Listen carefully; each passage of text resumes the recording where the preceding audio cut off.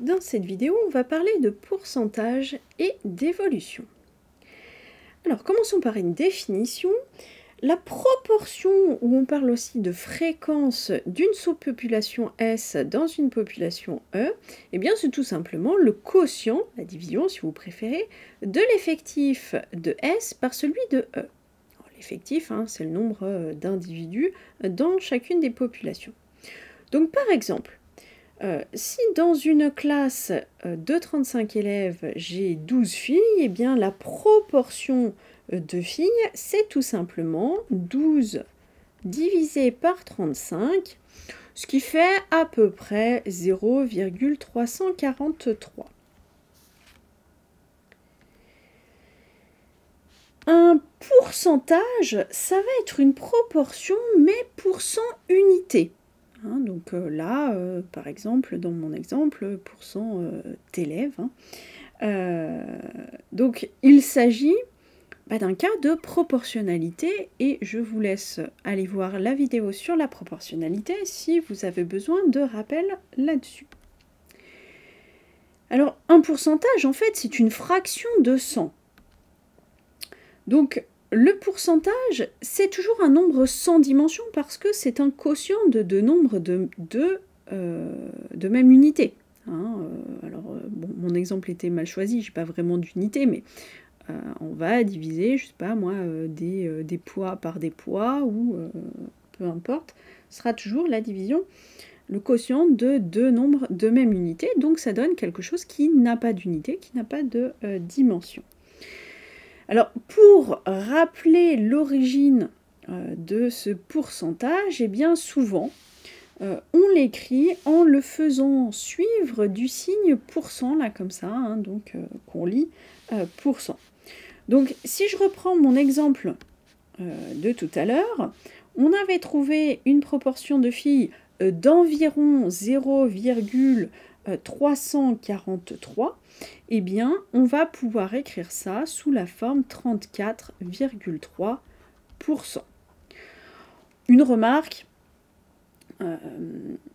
en maths, en général, on va plutôt préférer cette notation-là. Cette notation-là, c'est plutôt quand on est en économie, en gestion, etc. Là, oui, on va plutôt utiliser la notation avec les pourcentages. En maths, on préfère les nombres décimaux. Bon, passons à ce qu'on appelle la variation. Alors, variation absolue, variation relative, puisqu'on parle ce qu'on appelle aussi le taux d'évolution. Commençons avec des définitions. Donc, pour étudier l'évolution d'une quantité, eh bien, on peut calculer la variation absolue, c'est-à-dire la variation, l'évolution en valeur. Donc, c'est tout simplement V1 moins V0, ma valeur autant 1 moins la valeur autant 0. Ou alors, je peux calculer ce qu'on appelle la variation relative. Donc ça, c'est l'évolution, mais en proportion. Donc je garde V1 moins V0. Par contre, je divise par V0. Je divise par la valeur initiale. Ce quotient, c'est aussi ce qu'on appelle le taux d'évolution entre la valeur de départ V0 et la valeur d'arrivée V1. Et en général, on l'exprime en pourcentage. Alors, voyons un exemple. Un article passe de 50 € à 40 €. Eh bien, la variation absolue du prix, c'est quoi? C'est mon prix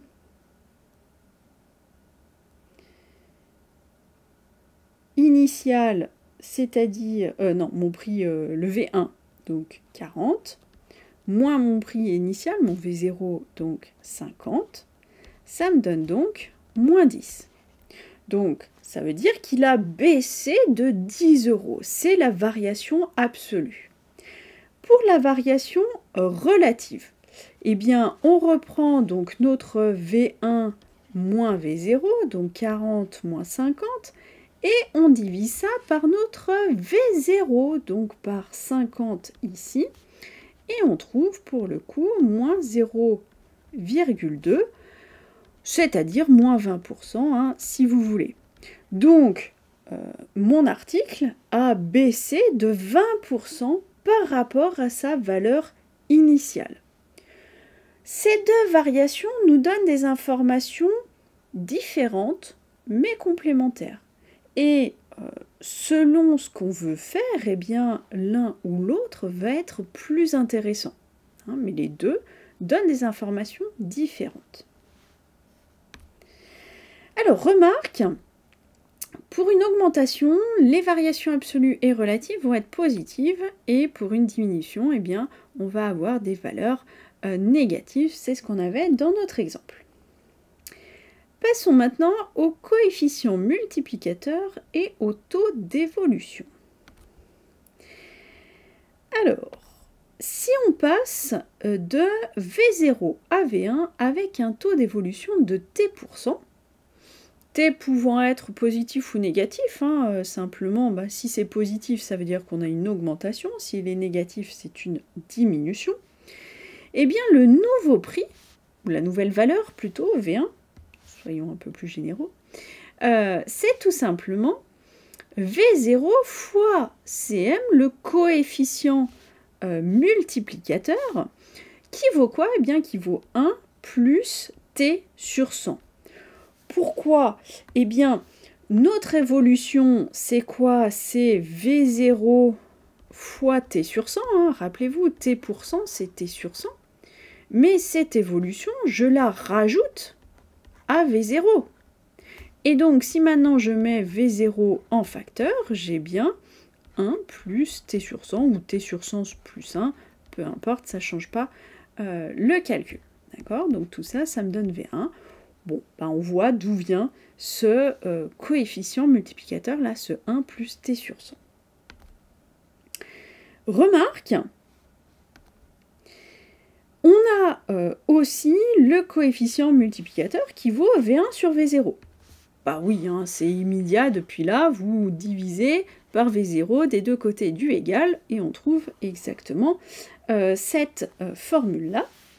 Et puis, on a t sur 100 qui vaut Cm moins 1, coefficient multiplicateur moins 1. Là, à nouveau, on prend celle-là, on voit bien, on fait moins 1 des deux côtés du égal, et on trouve cette égalité-là. D'accord? Donc, ça peut être utile pour certains calculs, notamment si, par exemple ici, je connais V1 et V0, je cherche le coefficient multiplicateur, pas très compliqué à trouver. Et si j'ai mon coefficient multiplicateur et que je veux retrouver le pourcentage, le taux d'évolution, j'utilise cette formule-là sans souci.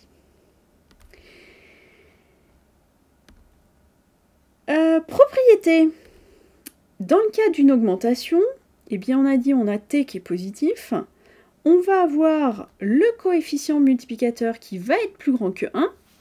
Bah oui, rappelez-vous, le coefficient multiplicateur c'est 1 plus t sur 100. Donc si t est positif, t sur 100 c'est positif, et donc forcément le tout est plus grand que 1. Et puis on va avoir V1 qui est plus grand que V0. En même temps, c'est normal, c'est une augmentation, donc après c'est plus grand qu'avant. Au contraire, si j'ai une diminution, eh bien je vais avoir t qui est négatif, le coefficient multiplicateur qui est plus petit que 1, et puis je vais avoir V1 qui est plus petit que V0, forcément. Alors je réinsiste, mais lorsqu'on parle d'une baisse de t%, ça veut dire qu'on parle d'une évolution de moins t%. Allez, quelques exemples.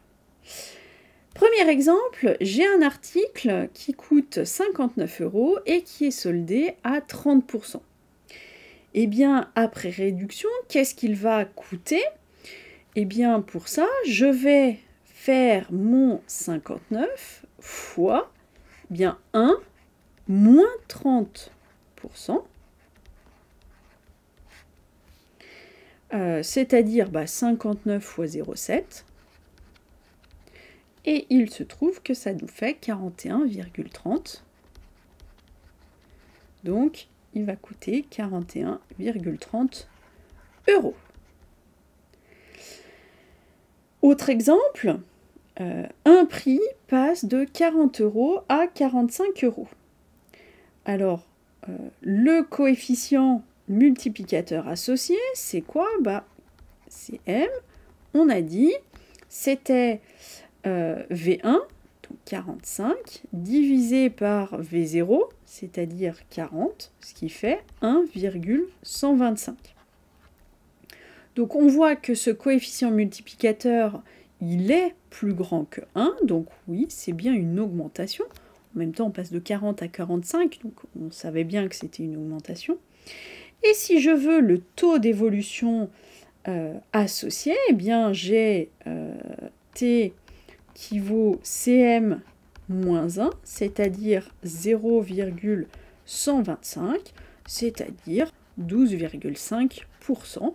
Donc on passe de 40 € à 45 € avec une augmentation de 12,5%. Une remarque pour terminer cette partie, on utilise souvent ce qu'on appelle des indices pour prendre connaissance de l'évolution d'une valeur à partir d'une date fixée. Donc encore une fois, c'est ce qu'on trouve souvent en économie, en sociologie, etc. Donc on appelle indice année n, et bien la valeur de l'année n divisée par la valeur de l'année de base fois 100. Et donc pour l'année de base, on va avoir la valeur divisée par la valeur fois 100, c'est-à-dire 100. Le calcul des indices donc, permet de comparer plus aisément, plus facilement les évolutions par rapport à l'année choisie comme base. Donc c'est ce qu'on appelle aussi l'année de référence, et donc il va avoir pour indice 100, et donc quand on est supérieur à 100, eh bien c'est qu'il y aura eu des augmentations par rapport à l'année de base. L'année de référence, si on est en dessous de 100, c'est qu'on a eu des diminutions par rapport à l'année de référence. Après, il faut choisir son année de référence de façon judicieuse. Bon, j'en dis pas plus sur les indices parce que d'un point de vue mathématique, ça a assez peu d'intérêt. Parlons maintenant d'évolution successive. Qu'est-ce qui se passe lorsque j'ai, je sais pas moi, une augmentation et puis encore une augmentation ou peu importe la combinaison. Alors on va noter V0 la valeur initiale, V1 la valeur après une première évolution et puis V2 la valeur après une deuxième évolution.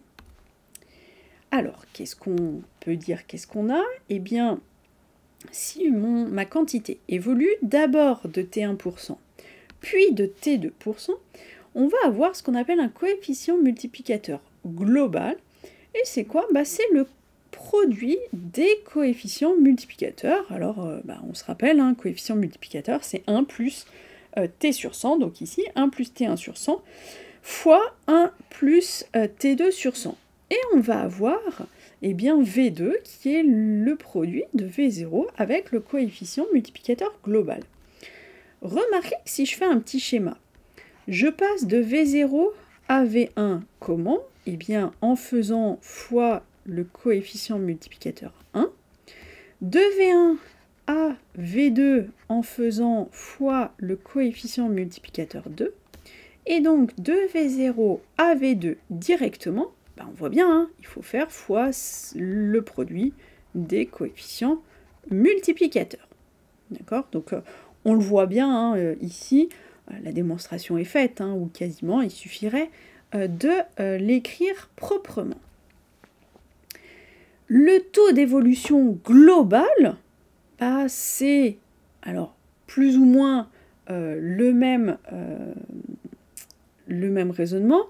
En fait, on retrouve ce qu'on avait tout à l'heure, rappelez-vous, on avait la formule T sur 100 qui est égale à C moins 1. Bien là, c'est le même principe. Le taux d'évolution global, alors là, comme je l'ai mis 100, le divisé par 100, j'ai le fois 100 là à la fin. Donc c'est le coefficient multiplicateur global moins 1.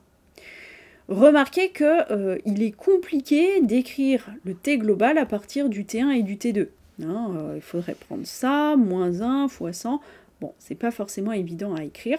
Donc simplement, on l'écrit à partir du coefficient multiplicateur global.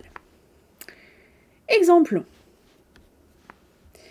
Une consommation de ce que vous voulez augmente de 10%, puis augmente de 15%. Alors, le coefficient multiplicateur global, qu'est-ce que ça va être? Eh bien, ma première augmentation de 10% me donne un coefficient multiplicateur de 1 plus 10 sur 100, c'est-à-dire 1 plus 0,1, ça fait 1,1. Et je le multiplie par le coefficient multiplicateur qui correspond à cette augmentation de 15%, ça va me donner 1,15, qui me fait en tout 1,265. Donc ça veut dire que le taux d'évolution global, c'est quoi? Eh bien c'est mon coefficient multiplicateur global moins 1, c'est-à-dire 0,265, qu'on peut écrire comme étant 26,5%. Donc ça veut dire que la consommation a augmenté globalement de 26,5%. Remarquez que ce n'est pas... on ne peut pas faire 10 plus 15, hein, c'est pas une augmentation de 25%, c'est une augmentation globale de 26,5%. Parce que les 15% qui sont ici, ils s'appliquent sur le V1, sur la consommation qui avait déjà augmenté de 10%. D'accord? Donc forcément, bah oui, c'est plus que 25%. Alors attention, et je réinsiste, il ne faut surtout pas ajouter les taux d'évolution successifs pour obtenir le taux d'évolution globale. On l'a vu dans l'exemple précédent, l'évolution globale, c'est 26,5%, pas 25%. Remarque, le taux d'évolution globale ne dépend pas de la valeur de départ, mais uniquement des taux successifs. V1, V0, remarquez que je ne vous l'ai même pas dit dans l'exemple précédent, hein, on n'en a pas besoin. C'est juste les taux successifs qui importent.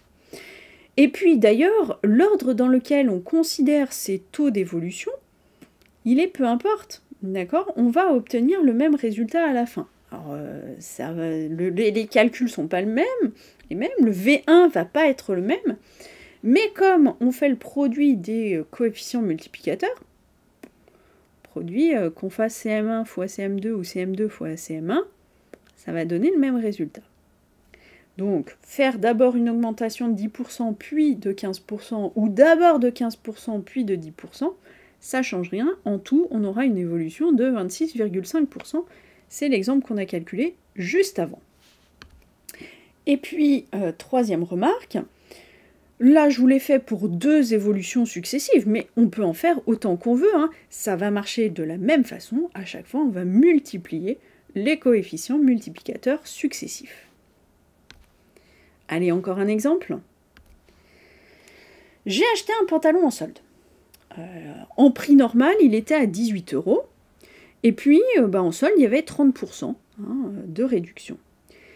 Et il se trouve que dans ce magasin-là, moi j'ai la carte de fidélité, et avec le programme de fidélité, j'ai eu droit à 10% de remise supplémentaire sur mon ticket. Alors, si je fais le bilan, le prix normal, le prix normal c'était 18 €. Le prix soldé, le prix soldé c'est 18 fois 1 moins, puisque c'est une baisse, hein, c'est un rabais de 30%, c'est-à-dire 18 fois 0,7, ce qui me fait 12,60.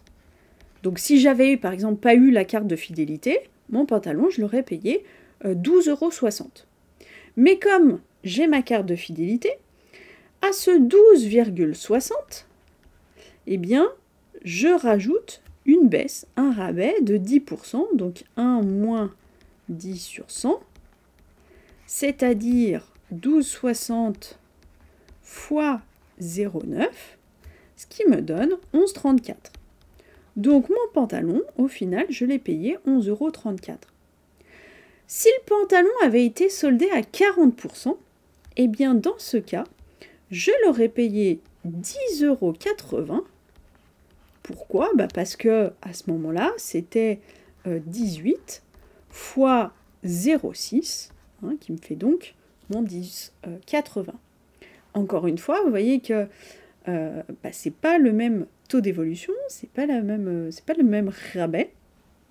Il vaudrait mieux qu'il soit soldé directement à 40%, tout simplement, encore une fois, hein, parce que, vous voyez bien ici, les 10%, ils sont appliqués sur le prix remisé, pas sur le prix de départ. Allez, pour terminer, on va parler d'évolution réciproque. Donc l'idée ici, c'est comment est-ce que je fais pour revenir au départ. Alors allons-y. Donc j'ai une quantité qui évolue de t%.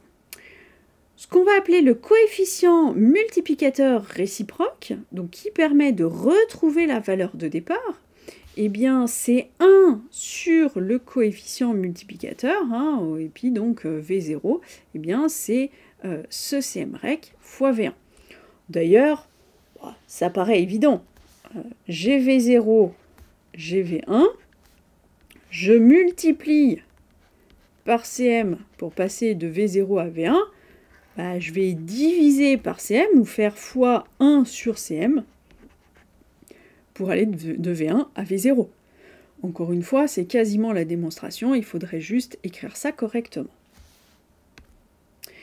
Le taux d'évolution réciproque, eh bien, comme tout à l'heure, hein, on prend simplement le coefficient multiplicateur réciproque, moins 1, puis fois 100, si on veut le taux réciproque. Bon, et puis, qu'est-ce qu'on a forcément quand je fais le produit du coefficient multiplicateur et du coefficient multiplicateur réciproque, je passe de V0 à V1 et je reviens à V0, bon c'est comme si j'avais rien fait, c'est comme si j'avais multiplié par 1. Donc ça vaut 1. Et puis on peut l'écrire hein, avec les taux comme ça. C'est la même formule qui est écrite simplement autrement. Attention, une hausse de T% n'est pas compensée par une baisse de T%. Hein, on voit bien, c'est pas plus T moins T, il y a un 1 sur le coefficient, et puis il faut calculer un petit peu plus. Regardons ça sur des exemples. Alors, premier exemple, je vais faire des travaux de rénovation dans ma maison. Mon artisan m'a fait un devis de 15 300 € hors taxe, en sachant que ces travaux sont soumis à une TVA de 20%. Je connais bien cet artisan et il me fait cadeau de la TVA. Et pour ça, sur sa facture, enfin sur son devis, il me fait une réduction de 20% hein, pour compenser. Alors, donc le prix hors taxe, on a dit 15 300. Le prix TTC. Le prix TTC, c'est quoi? C'est 15 300 fois 1 plus 20%. Hein. Donc 20 sur 100. Donc ça fait 15 300 fois 1,2. Ça nous donne 18 360. Donc le prix TTC de mon devis de base, c'est 18 360 €. Et on a dit, mon artisan, hop, sur le prix TTC, il me fait une réduction de 20%. Donc, fois 1 moins 20 sur 100. Donc 18 360 fois 0,8. Et quand on fait le calcul, on trouve 14 688. Donc, avec la réduction que m'a appliqué mon artisan, on voit que finalement, je vais payer 14 688 €, c'est-à-dire moins que le devis hors taxe.